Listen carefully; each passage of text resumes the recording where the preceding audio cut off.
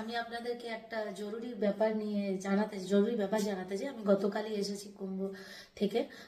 রাত্রে ফিরেছি আমরা রাত্রে 1টার সময়। তো আমরা বেশ জামে ফেঁসেছিলাম। আমরা 7 তারিখ থেকে বেরিয়েছি, 7 তারিখে রাত্রিবেলা বেরিয়েছিলাম, আর আমরা ফিরেছি কাল রাত্রিবেলা। তো যেতে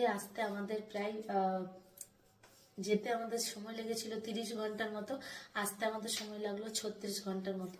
তো 27-28 ঘন্টা আমাদের পৌঁছাতে সময় লাগে, 27-28 থেকে 30 ঘন্টা সময় লাগে পৌঁছাতে, এবং ফিরতে আমাদের 36 ঘন্টার মতো সময় লাগে। তো আপনারা যারা যাচ্ছেন এরপর, তারা মাথায় রাখুন যে জাম আপনারা পাবেন। মানুষ অপেক্ষা করছে, লক্ষ লক্ষ মানুষ, লক্ষ লক্ষ মানুষ রাস্তায় আপনারা দেখতে পাবেন অপেক্ষারত অবস্থাতে। তো আপনাদেরকে আমি এটা বলতে চাই যে যারাই যেতে চাইছেন, যদি ভাবছেন যে এই এই ডেটগুলো ফাঁকা আছে, এই ডেটগুলোতে ফাঁকা থাকতে, সেটা আপনার পুরোটাই লাকের উপরে। যদি আপনি ফাঁকা পেয়ে যান, তো সেটা সম্পূর্ণটা আপনার লাকি, আপনারা নিজেদেরকে লাকি মনে করবেন যদি আপনারা ফাঁকাতে পেয়ে যান।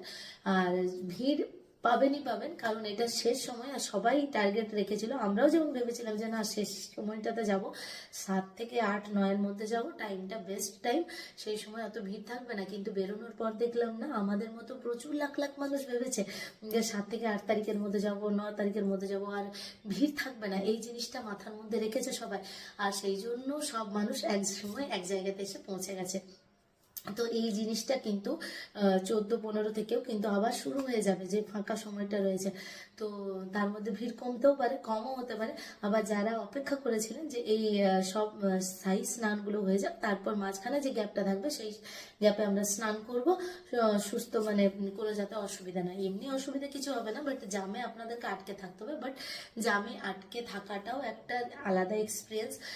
সেইভাবেই মানসিকভাবে প্রস্তুতি নিয়ে যাবেন যে হ্যাঁ, আমি জাম যদিও হয়ে যায়, আমি একটা কার বন্দি বা বাস বন্দি হয়ে কিভাবে আমাকে সেই টাইমগুলোকে, সেই ঘন্টাটাকে আমরা কিভাবে পার করতে পারি, বা কিভাবে থাকতে হবে। শুকনো খাবার রাখবেন সাথে, জল রাখবেন সাথে, পর্যাপ্ত পরিমাণে জল রাখবেন, এইগুলো অবশ্যই মাথায় রাখবেন। আর যখন আপনারা সঙ্গমে যাবেন, সেখান থেকে যখন আপনারা অটো বা টোটো নিয়ে কোনো সেক্টরে পৌঁছাবেন, যেমন পার্কিং থেকে আপনাকে অটো বা টোটো কিছু বা বাইকের মাধ্যমে কোনো সেক্টরে পৌঁছাতে হলো, তখন আপনারা চেষ্টা করবেন 20, 21, 22 এই সেক্টরগুলোর কাছাকাছি পৌঁছানো। সেখান থেকে সঙ্গমের ঘাট কিন্তু খুব সামনে। বাকিগুলোতে গেলে কিন্তু আপনাকে বেশ দূরত্ব আপনাকে অতিক্রম করতে হবে পায়ে হেঁটে।